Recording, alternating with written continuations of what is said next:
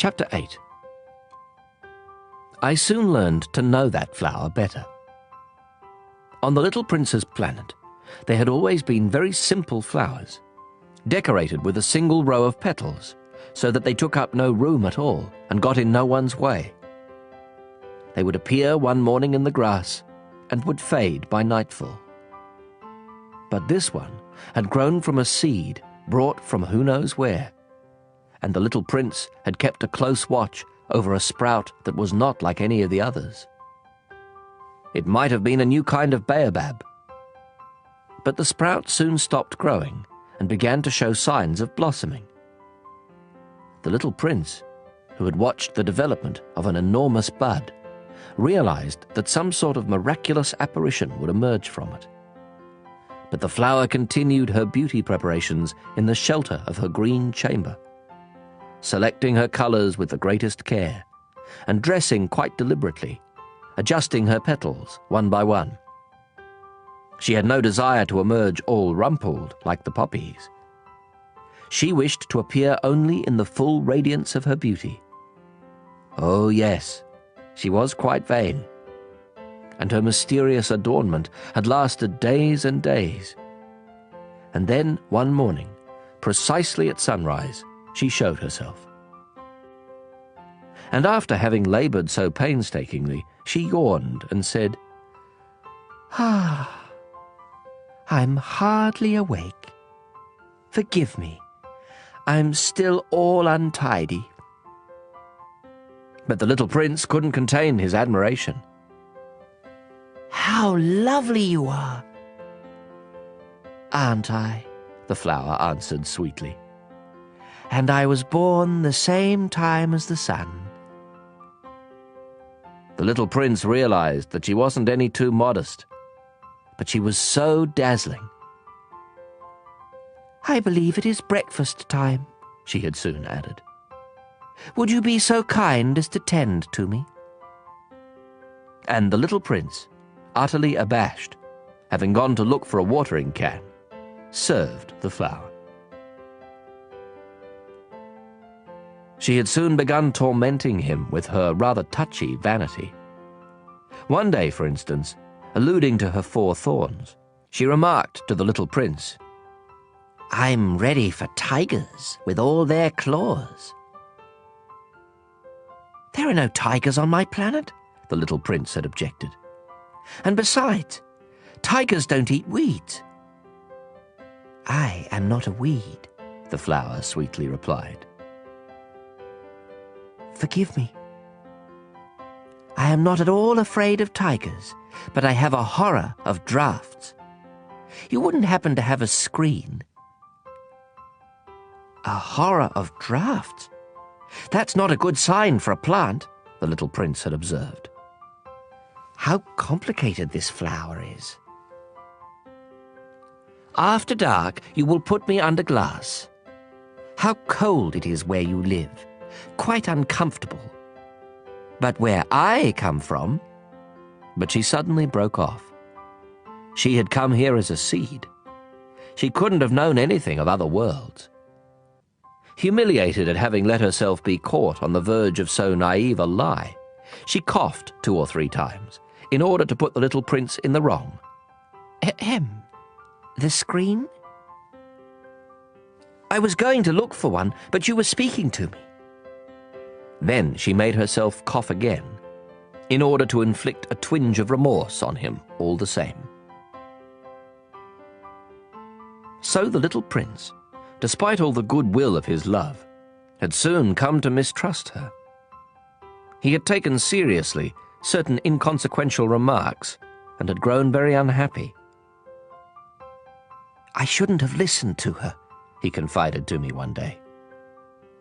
"You must never listen to flowers. You must look at them and smell them. Mine perfumed my planet, but I didn't know how to enjoy that. The business about the tiger claws, instead of annoying me, ought to have moved me." And he confided further, "In those days, I didn't understand anything. I should have judged her according to her actions, not her words. She perfumed my planet and lit up my life. I should never have run away. I ought to have realized the tenderness underlying her silly pretensions. Flowers are so contradictory. But I was too young to know how to love her. Chapter 9.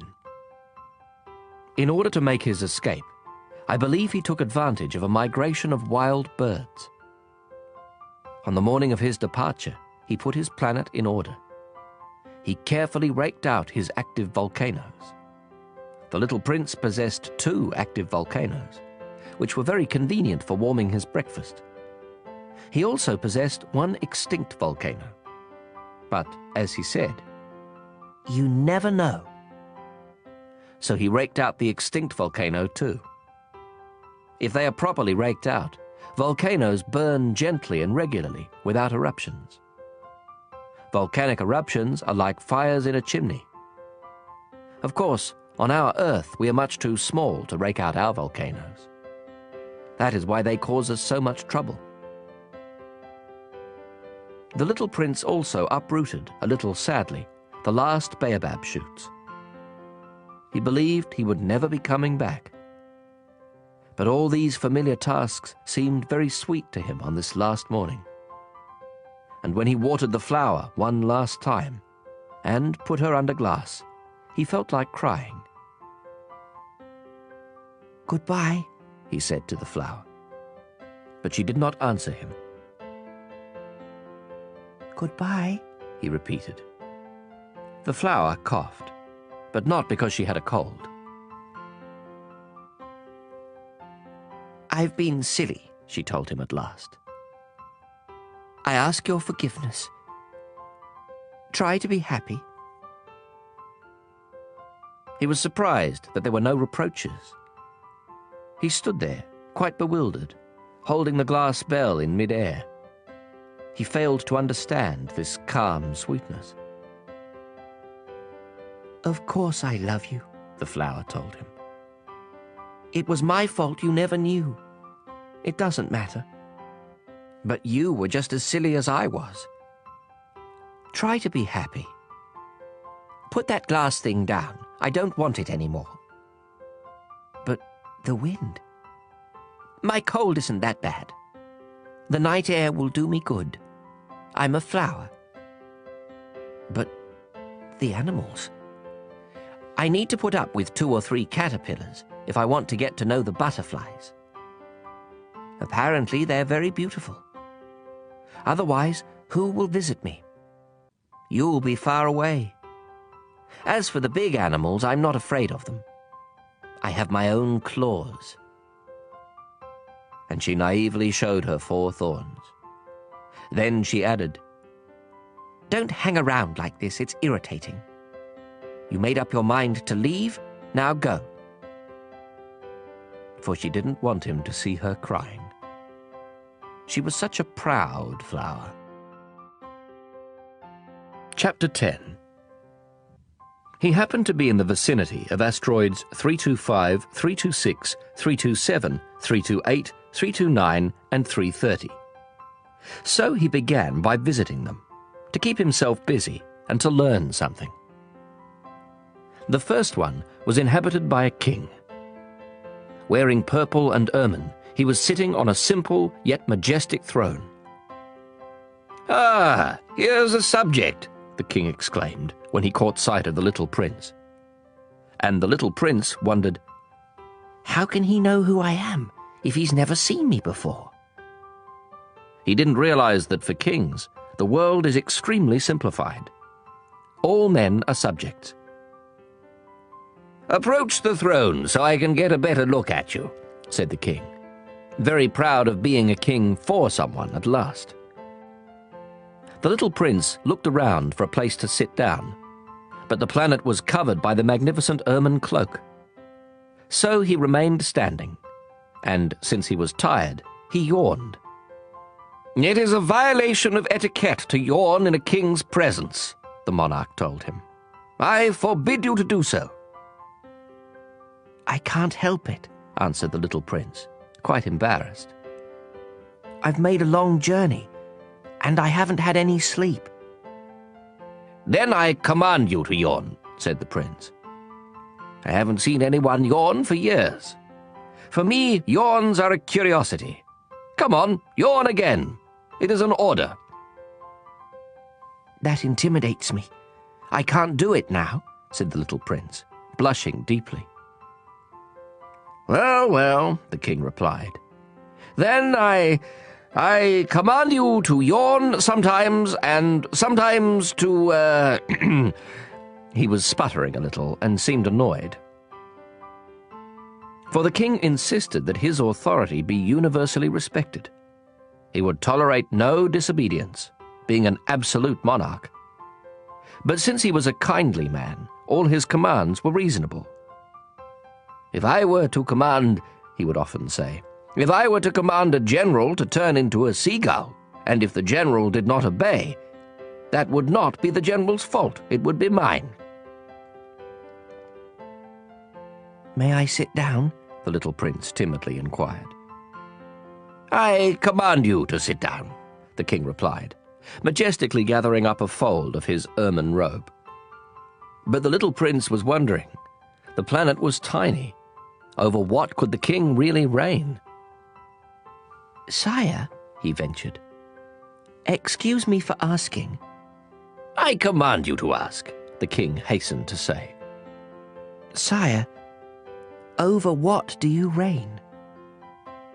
Over everything, the king answered with great simplicity. Over everything? With a discreet gesture, the king pointed to his planet, to the other planets, and to the stars. Over all that? Asked the little prince. Over all that, the king answered. For not only was he an absolute monarch, but a universal monarch as well. And do the stars obey you? Of course, the king replied. They obey immediately. I tolerate no insubordination. Such power amazed the little prince. If he had wielded it himself, he could have watched not 44, but 72, or even 100, even 200 sunsets on the same day without ever having to move his chair. And since he was feeling rather sad on account of remembering his own little planet, which he had forsaken, he ventured to ask a favor of the king. I'd like to see a sunset. Do me a favor, Your Majesty. Command the sun to set. If I commanded a general to fly from one flower to the next like a butterfly, or to write a tragedy, or to turn into a seagull, and if the general did not carry out my command, which of us would be in the wrong, the general or me? You would be, said the little prince, quite firmly. Exactly. One must command from each what each can perform, the king went on. Authority is based first of all upon reason. If you command your subjects to jump in the ocean, there will be a revolution. I am entitled to command obedience because my orders are reasonable. Then my sunset? Insisted the little prince, who never let go of a question once he had asked it. You shall have your sunset, I shall command it, but I shall wait, according to my science of government, until conditions are favorable. And when will that be? Inquired the little prince. Well, well, replied the king, first consulting a large calendar.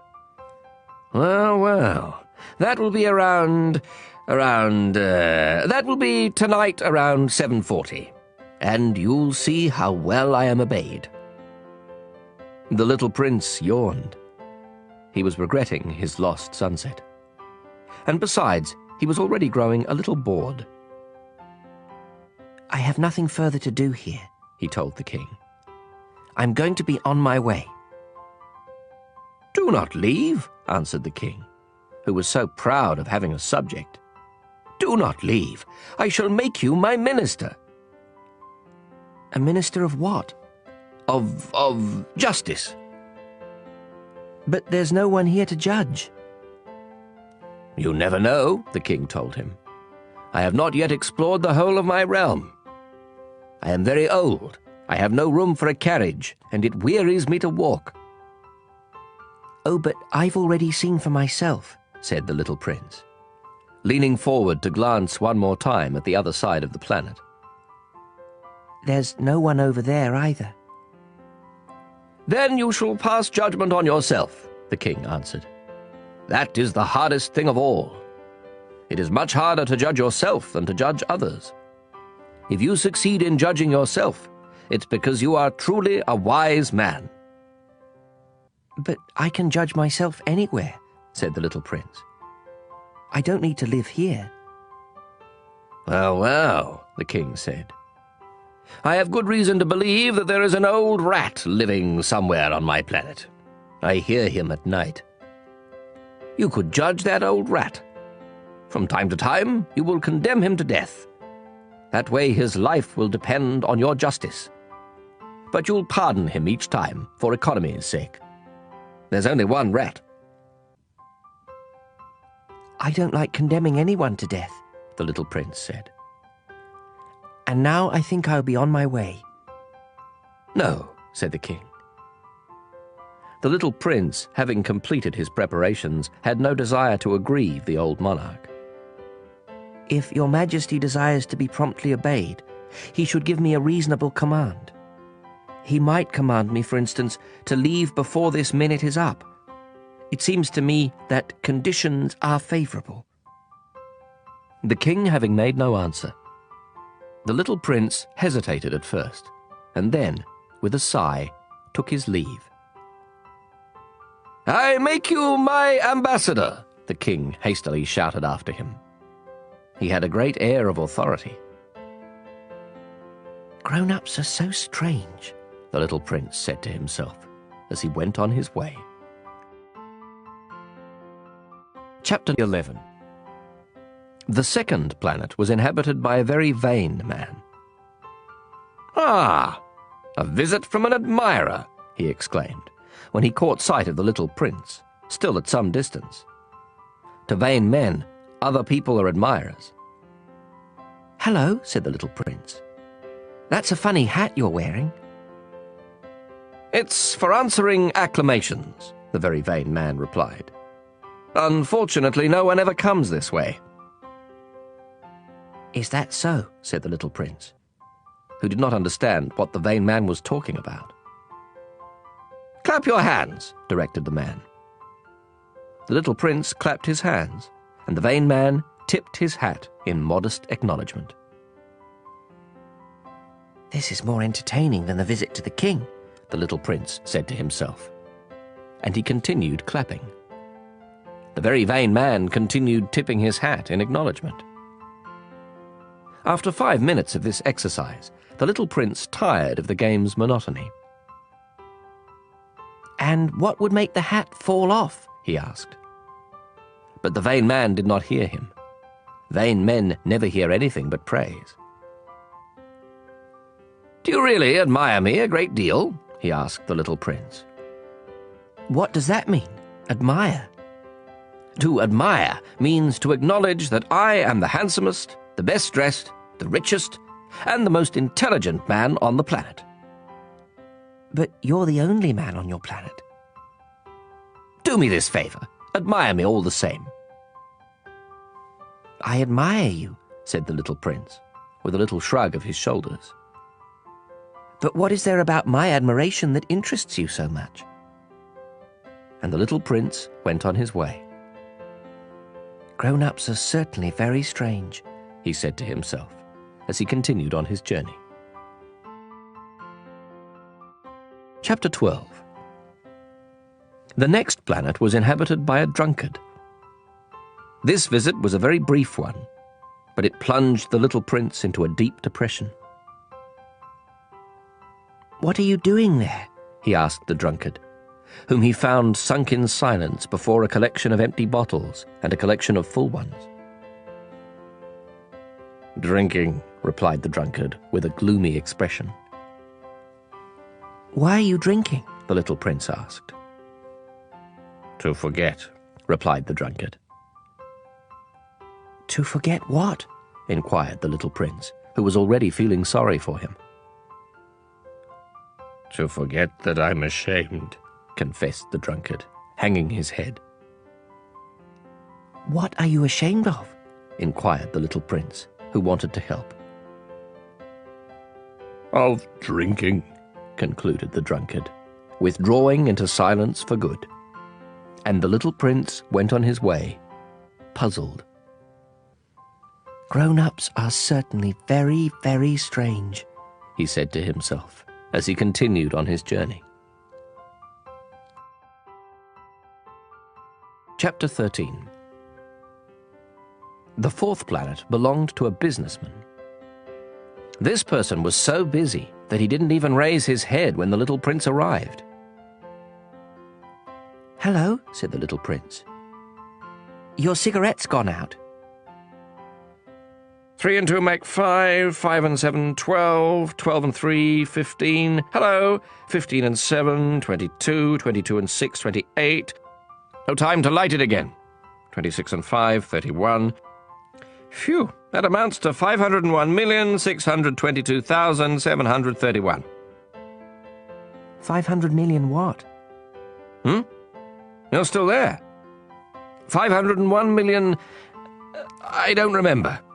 I have so much work to do. I'm a serious man. I can't be bothered with trifles. 2 and 5, 7...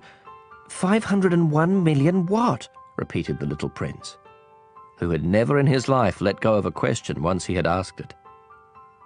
The businessman raised his head. For the 54 years I've inhabited this planet, I've been interrupted only 3 times. The first time was 22 years ago, when I was interrupted by a beetle that had fallen onto my desk from God knows where. It made a terrible noise, and I made 4 mistakes in my calculations. The second time was 11 years ago, when I was interrupted by a fit of rheumatism. I don't get enough exercise. I haven't time to take strolls. I'm a serious person. The third time is right now. Where was I? 501 million... Million what? The businessman realized that he had no hope of being left in peace. Oh, of those little things you sometimes see in the sky. Flies? No, those little shiny things. Bees?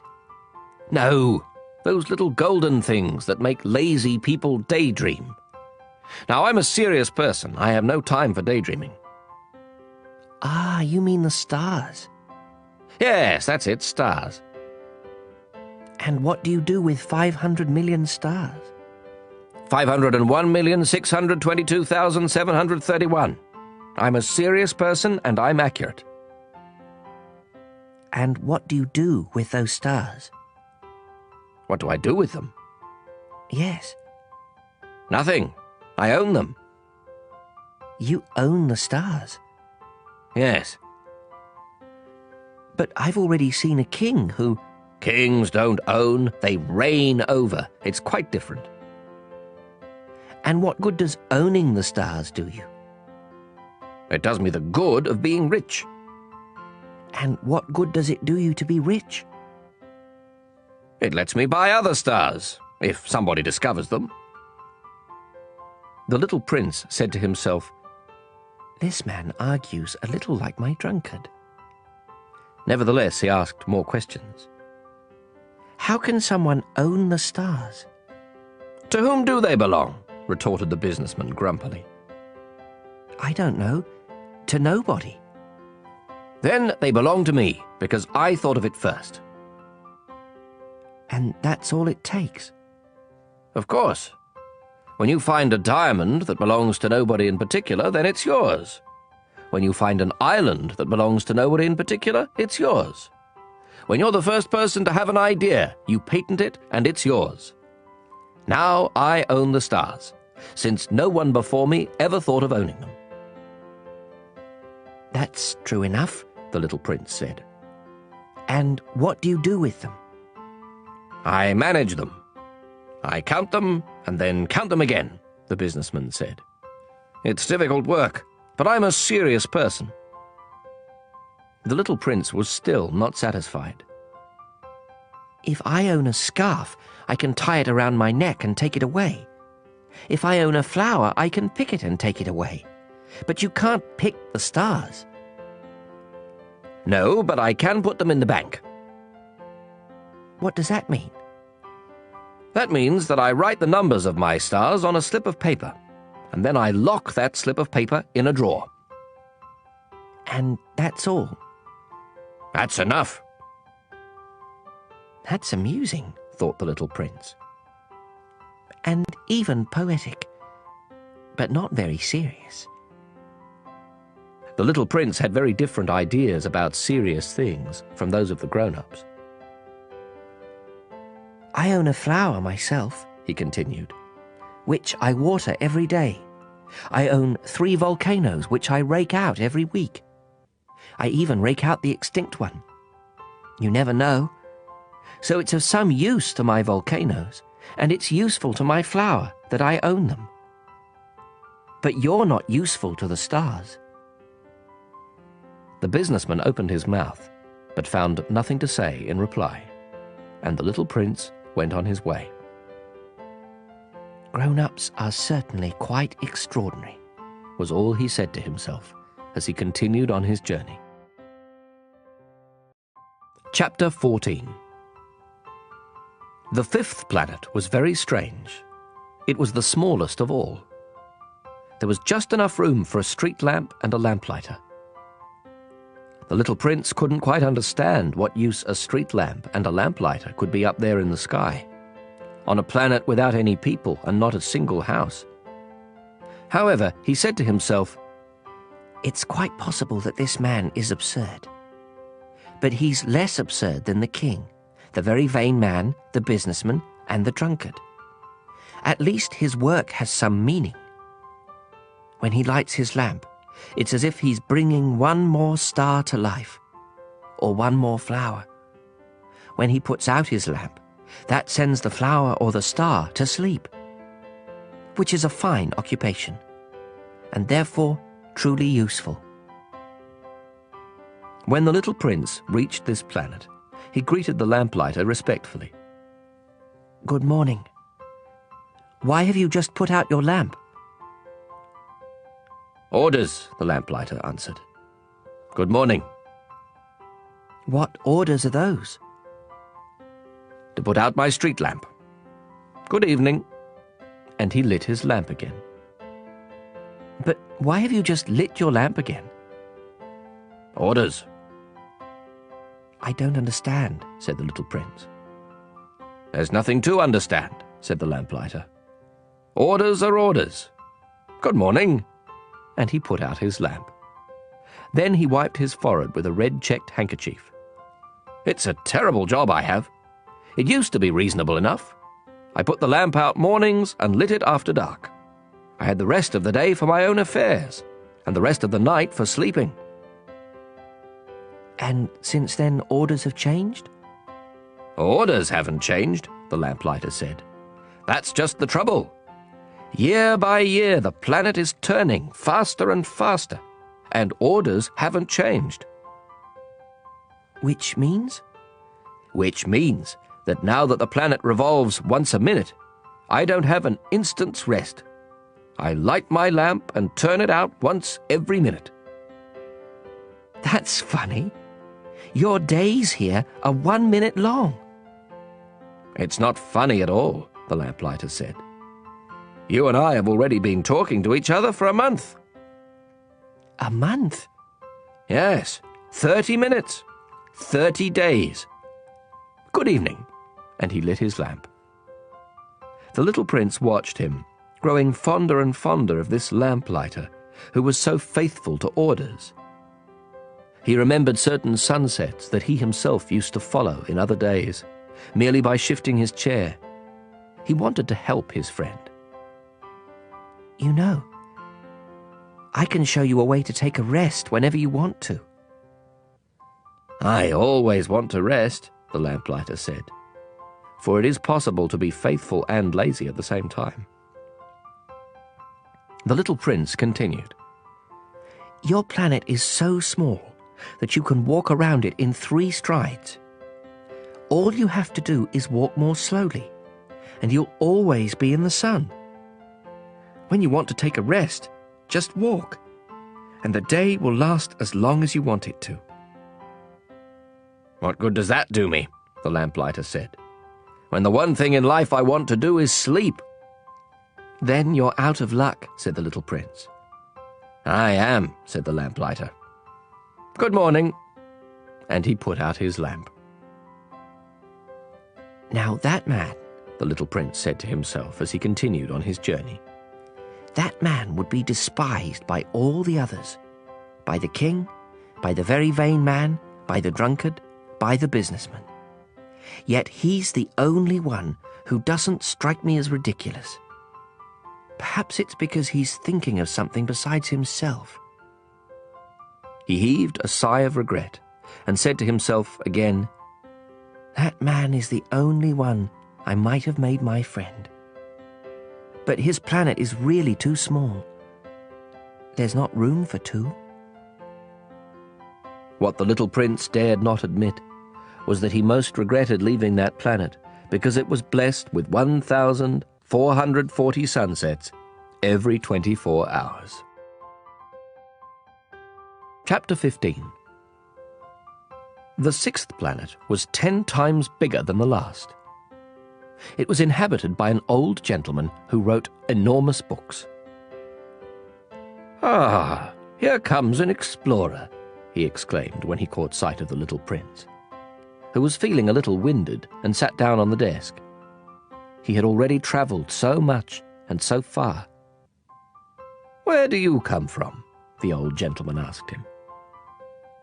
"What's that big book?" asked the little prince. "What do you do with it?" "I'm a geographer," the old gentleman answered. "And what's a geographer?" "A scholar who knows where the seas are, and the rivers, the cities, the mountains, and the deserts." "That is very interesting," the little prince said. "Here at last is someone who has a real profession." And he gazed around him at the geographer's planet. He had never seen a planet so majestic. "Your planet is very beautiful," he said. "Does it have any oceans?" "I couldn't say," said the geographer. "Oh." The little prince was disappointed. "And mountains?" "I couldn't say," said the geographer. "And cities and rivers and deserts?" "I couldn't tell you that either," the geographer said. "But you're a geographer." "You're right," said the geographer. "But I'm not an explorer. There's not one explorer on my planet. A geographer doesn't go out to describe cities, rivers, mountains, seas, oceans, and deserts. A geographer is too important to go wandering about. He never leaves his study. But he receives the explorers there. He questions them, and he writes down what they remember. And if the memories of one of the explorers seem interesting to him, then the geographer conducts an inquiry into that explorer's moral character." "Why is that?"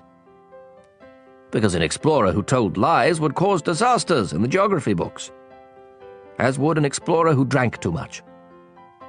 "Why is that?" the little prince asked again. "Because drunkards see double, and the geographer would write down 2 mountains where there was only 1. "I know someone," said the little prince, "who would be a bad explorer." "Possibly. Well, when the explorer's moral character seems to be a good one, an investigation is made into his discovery." "By going to see it?" "No, that would be too complicated. But the explorer is required to furnish proofs. For instance, if he claims to have discovered a large mountain, he is required to bring back large stones from it." The geographer suddenly grew excited. "But you come from far away.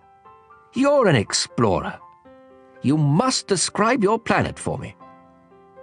And the geographer, having opened his logbook, sharpened his pencil. Explorers' reports are first recorded in pencil. Ink is used only after proofs have been furnished. "Well," said the geographer expectantly. "Oh, where I live," said the little prince, "is not very interesting. It's so small. I have 3 volcanoes, 2 active and 1 extinct. But you never know." "You never know," said the geographer. "I also have a flower." "We don't record flowers," the geographer said. "Why not? It's the prettiest thing." "Because flowers are ephemeral." "What does ephemeral mean?" "Geographies," said the geographer, "are the finest books of all. They never go out of fashion. It is extremely rare for a mountain to change position. It is extremely rare for an ocean to be drained of its water. We write eternal things." "But extinct volcanoes can come back to life," the little prince interrupted. "What does ephemeral mean?" "Whether volcanoes are extinct or active comes down to the same thing for us," said the geographer. "For us, what counts is the mountain. That doesn't change." "But what does ephemeral mean?" repeated the little prince, who had never in all his life let go of a question once he had asked it. "It means what is threatened by imminent disappearance." "Is my flower threatened by imminent disappearance?" "Of course." "My flower is ephemeral," the little prince said to himself. "And she has only 4 thorns with which to defend herself against the world. And I've left her all alone where I live." That was his first impulse of regret. But he plucked up his courage again. "Where would you advise me to visit?" he asked. "The planet Earth," the geographer answered. "It has a good reputation." And the little prince went on his way, thinking about his flower. Chapter 16. The 7th planet, then, was the Earth. The Earth is not just another planet. It contains 111 kings, including, of course, the African kings, 7,000 geographers, 900,000 businessmen, 7.5 million drunkards, 311 million vain men. In other words, about 2 billion grown-ups. To give you a notion of the Earth's dimensions, I can tell you that before the invention of electricity, it was necessary to maintain, over the whole of 6 continents, a veritable army of 462,511 lamplighters. Seen from some distance, this made a splendid effect. The movements of this army were ordered like those of a ballet. First came the turn of the lamplighters of New Zealand and Australia. Then these, having lit their street lamps, would go home to sleep. Next, it would be the turn of the lamplighters of China and Siberia to perform their steps in the lamplighters' ballet. And then they too would vanish into the wings. Then came the turn of the lamplighters of Russia and India. Then those of Africa and Europe. Then those of South America and of North America. And they never missed their cues for their appearances on stage. It was awe-inspiring. Only the lamplighter of the single street lamp at the North Pole and his colleague of the single street lamp at the South Pole led carefree, idle lives. They worked twice a year. Chapter 17. Trying to be witty leads to lying, more or less. What I just told you about the lamplighters isn't completely true, and I risk giving a false idea of our planet to those who don't know it. Men occupy very little space on Earth. If the 2 billion inhabitants of the globe were to stand close together, as they might for some big public event, they would easily fit into a city block that was 20 miles long and 20 miles wide. You could crowd all humanity onto the smallest Pacific islet. Grown-ups, of course, won't believe you. They're convinced they take up much more room. They consider themselves as important as the baobabs. So you should advise them to make their own calculations. They love numbers and they'll enjoy it. But don't waste your time on this extra task. It's unnecessary. Trust me." So once he reached Earth, the little prince was quite surprised not to see anyone. He was beginning to fear he had come to the wrong planet, when a moon-coloured loop uncoiled on the sand. "Good evening," the little prince said, just in case. "Good evening," said the snake. "What planet have I landed on?" asked the little prince. "On the planet Earth, in Africa," the snake replied. "Ah. And are there no people on Earth?" "It's the desert here. There are no people in the desert. Earth is very big," said the snake. The little prince sat down on a rock and looked up into the sky. "I wonder," he said, "if the stars are lit up so that each of us can find his own someday. Look at my planet. It's just overhead, but so far away." "It's lovely," the snake said. "What have you come to Earth for?"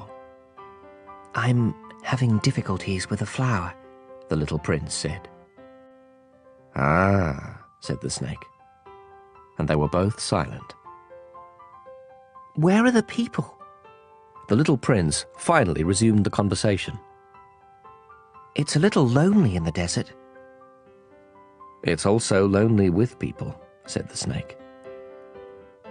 The little prince looked at the snake for a long time.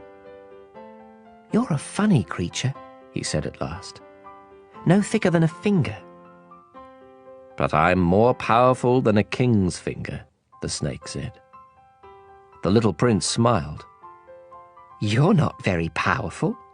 You don't even have feet. You couldn't travel very far." "I can take you further than a ship," the snake said. He coiled around the little prince's ankle like a golden bracelet. "Anyone I touch, I send back to the land from which he came," the snake went on. "But you're innocent, and you come from a star." The little prince made no reply. "I feel sorry for you, being so weak on this granite Earth," said the snake. "I can help you someday, if you grow too homesick for your planet. I can—" "Oh, I understand just what you mean," said the little prince. "But why do you always speak in riddles?" "I solve them all," said the snake. And they were both silent.